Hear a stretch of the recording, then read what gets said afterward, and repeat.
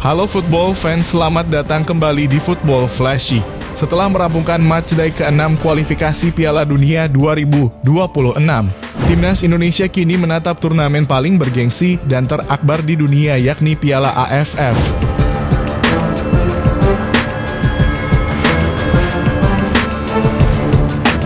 Merah Putih dipastikan akan turun dengan skuad muda alias Timnas U22 di turnamen tersebut. Lalu bagaimanakah dengan kekuatan Timnas kita? PSSI sudah memanggil 33 pemain untuk menjalani pemusatan latihan jelang Piala AFF 2024. Seperti apa update terbarunya? Langsung aja tonton videonya ya football fans. Buat kamu yang belum subscribe channel ini, jangan lupa klik tombol subscribe terlebih dahulu dan nyalakan notifikasinya agar gak ketinggalan informasi terupdate dan menarik seputar Timnas Indonesia di channel ini. Sekarang lanjut kita bahas videonya ya football fans.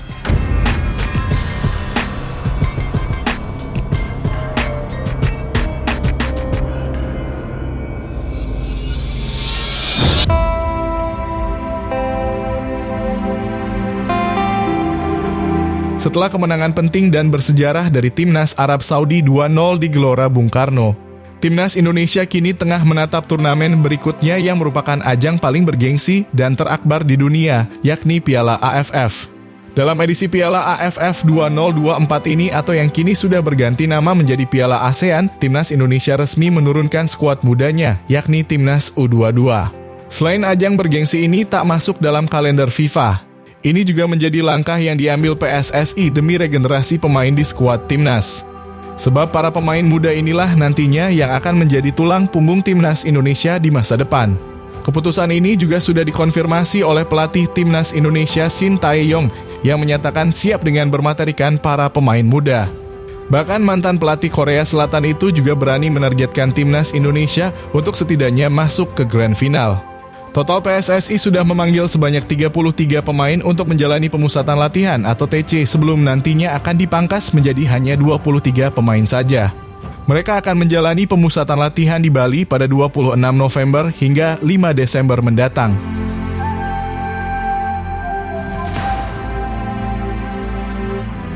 Sebagian besar pemain yang akan dipanggil merupakan alumni Timnas Indonesia U20 asuhan Shin Tae-yong yang sempat dipersiapkan untuk menghadapi Piala Dunia U20 di tahun 2023. Pelatih Shin Tae-yong sudah memanggil para pemain Timnas U22 untuk bertempur di ajang tersebut.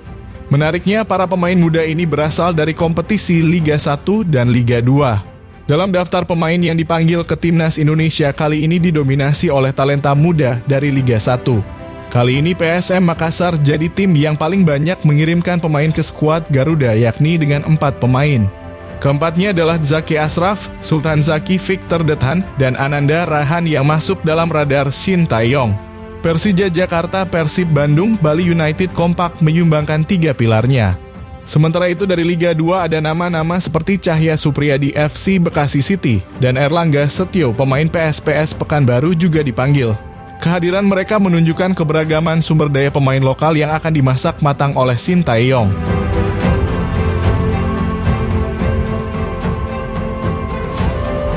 Tak hanya itu saja, para pemain diaspora juga kabarnya akan bergabung ke skuad Timnas Indonesia untuk Piala AFF.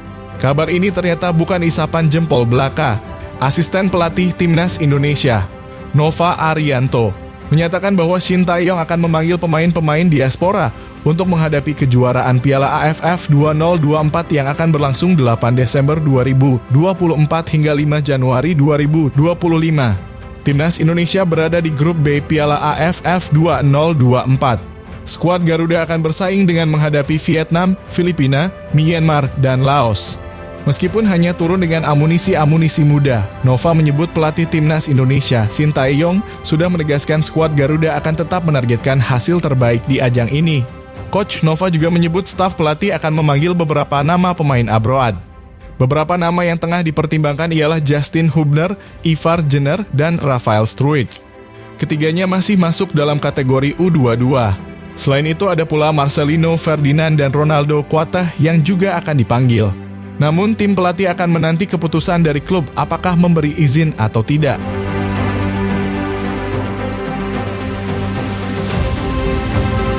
Berani menurunkan skuad muda di Piala AFF, tentu PSSI dan Shin Tae-yong patut diapresiasi.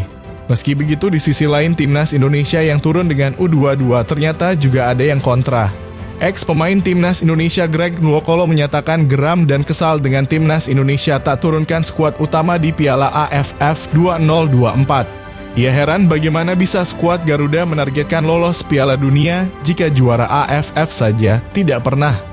Greg menyayangkan keputusan untuk menurunkan tim U22 di Piala AFF 2024. Menurutnya mustahil menargetkan lolos Piala Dunia tetapi tak pernah menjadi juara di level regional.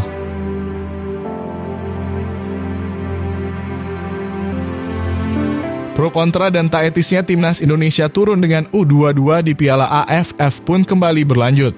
Membawa nama bangsa di pentas internasional dan mengenakan seragam berlambang Garuda, Timnas Indonesia tak pantas setengah hati dan harus repec di Piala AFF.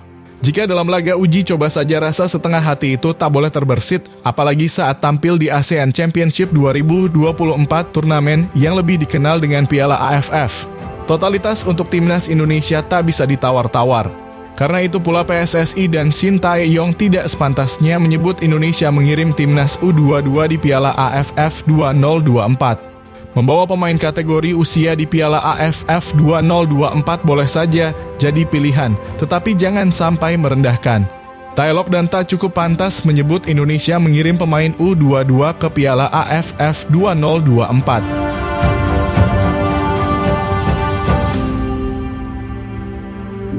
Ada komunitas ASEAN yang menjunjung tinggi solidaritas kawasan dalam ajang ini.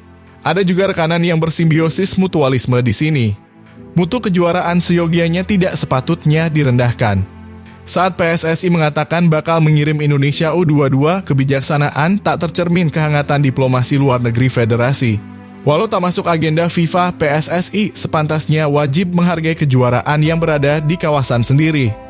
Seperti kisah yang terjadi di Piala AFF 2020 bisa jadi cerminan. Saat itu Shin memanggil 13 pemain U23. Ini membuat Indonesia jadi tim termuda di dalam kejuaraan. Namun skuad ini melaju hingga final. Thailand sebagai contoh lainnya beberapa kali mengisi skuadnya dengan para pemain muda.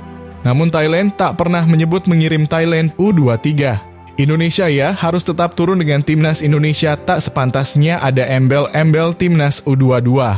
Marwah Piala AFF harus tetap dijaga. Perkara prioritas sebuah bangsa karena Piala AFF tak terlaksana dalam kalender FIFA sehingga klub tak wajib melepas pemain. Itu soal lain. Ini soal cara menghargai kejuaraan. Sebab itu pula Shin Tae-yong tak pantas setengah hati. Persepsi bahwa fokus Indonesia mengejar Piala Dunia 2026 tentu benar, tapi tidak pas jika sambil mengerdilkan Piala AFF.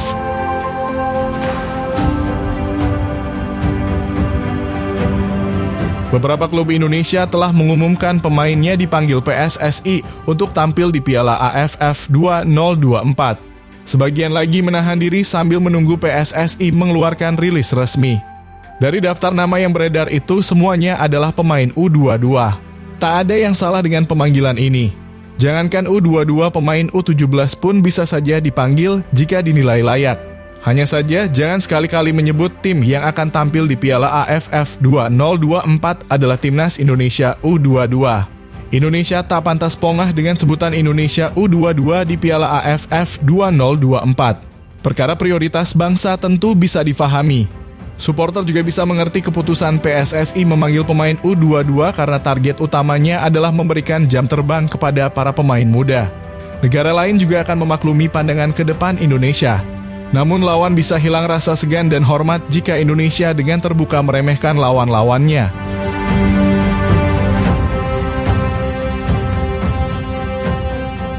Faktanya, Indonesia belum pernah meraih gelar juara Piala AFF. Sejak pertama kali digelar pada 1996, pencapaian terbaik Indonesia adalah 6 kali runner-up. Memakai istilah anak zaman sekarang, Piala AFF adalah kejuaraan Piala Ciki, tak sepenuhnya salah. Tetapi kembali lagi, Piala AFF adalah marwah kejuaraan kawasan yang sama-sama disepakati negara-negara anggotanya. Gengsi kejuaraan harus tetap dijaga dengan rasa hormat. Apalagi Piala AFF terhitung sebagai FIFA A-Match. Artinya seluruh hasil pertandingan di Piala AFF 2024 akan memengaruhi peringkat di ranking FIFA pada awal tahun 2025 nanti.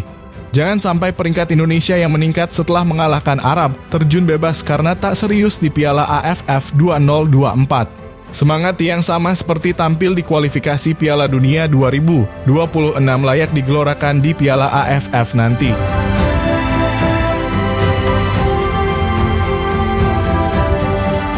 Oke football, segitu dulu ya videonya. Kalau menurut pendapat kamu mengenai timnas Indonesia yang akan turun dengan U22 di Piala AFF nanti seperti apa?